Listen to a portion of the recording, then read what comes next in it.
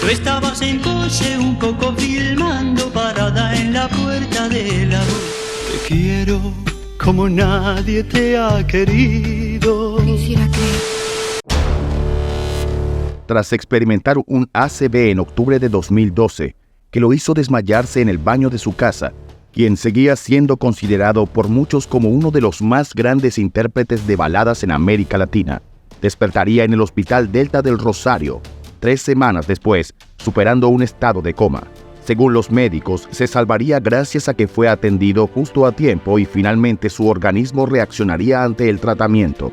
Afortunadamente, lograron estabilizarlo y los médicos le informarían que más allá de su débil alimentación debido a su estilo de vida, seguramente habría sufrido esta condición por su historial familiar, algo que él mismo admitiría a sus médicos cuando fue ingresado. Dicho esto, a pesar de todavía contar con un renombre en la industria, tomaría la decisión de alejarse de los escenarios y los estudios de grabación. Y es que satisfecho con su trayectoria de más de 3 décadas como compositor y cantautor, el Eno, desde esa terrible experiencia, prefirió dedicarse a su cuidado. Desde entonces, además de cuidar su alimentación, horas de sueño y eliminar por completo el alcohol, también incluiría rutinas de ejercicios en su día a día. No obstante, su voz seguiría siendo su mejor herramienta, y tras incursionar en la locución, pasaría los siguientes años presentando su propio programa, El Eno Show, en Radio M. Años en los que cientos de radioescuchas y fanáticos que todavía le pedían que cantara, le demostraron que a pesar de alejarse de la música, su nombre continuaría siendo reconocido y admirado por muchos, lo que lo motivaría a dar presentaciones de forma esporádica, llegando incluso a dar un concierto en México, país en el que decidió radicar durante unos años en la localidad de Ensenada, Baja California.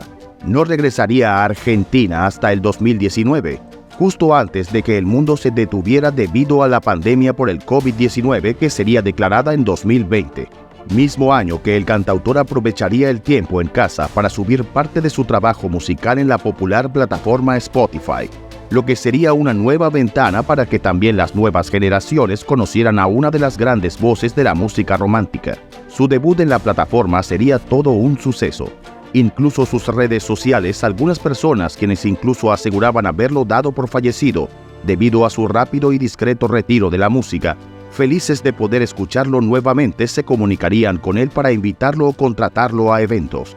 Lo que no sabrían es que esta sería su última comunicación con sus seguidores, pues a tan solo un par de días de haber compartido sus temas, el cantautor comenzaría a experimentar problemas en el habla.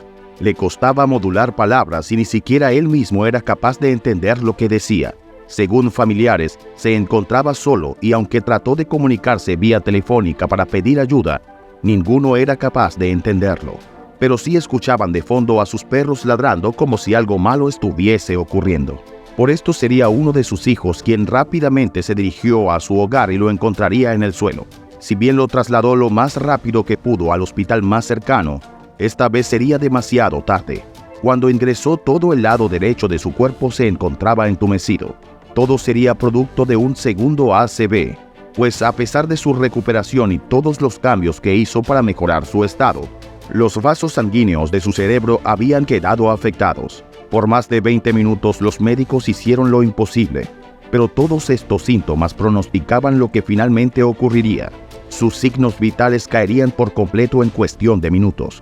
El Eno perdería la vida esa tarde del 23 de agosto de 2020, a sus 79 años, sin el apoyo de ninguno de sus familiares, pues no les fue permitido ingresar, solo rodeado por cientos de pacientes de COVID-19, siendo esto último por lo que su partida pasaría desapercibida, pues a pesar de contar con sus fieles seguidores, para entonces la crisis de salud que afectaba a todos era el único titular.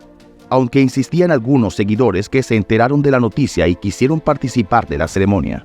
No obstante, los asistentes no superaron a las 10 personas, pues debido a las limitaciones por la pandemia tampoco estaba permitido este tipo de reuniones. Su ataúd siempre se mantuvo alejado y solo pasaba una persona a la vez a despedirse de sus restos. Sorprendería la presencia de un fanático que con guitarra en mano pasaría más de 10 minutos cantando frente al centro funerario, que pedían que lo dejaran entrar.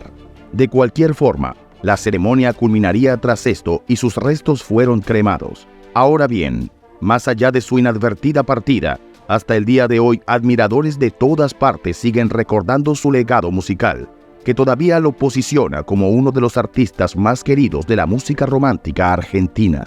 Pero hace falta repasar lo que fueron sus inicios y todos esos logros que lo llevaron al éxito tanto en su país natal como en el resto del mundo, hasta que su salud le jugó en contra. Nacido en Buenos Aires, Argentina, en diciembre de 1941, Miguel Ángel Espinosa, quien se dio a conocer artísticamente como Heleno, desde muy pequeño crecería jugando al fútbol al igual que la mayoría de los niños para entonces, pero él demostraría más que un gusto, una pasión por la música melódica que iría creciendo hasta el punto en el que abandonaría los estudios para dedicarse a cantar.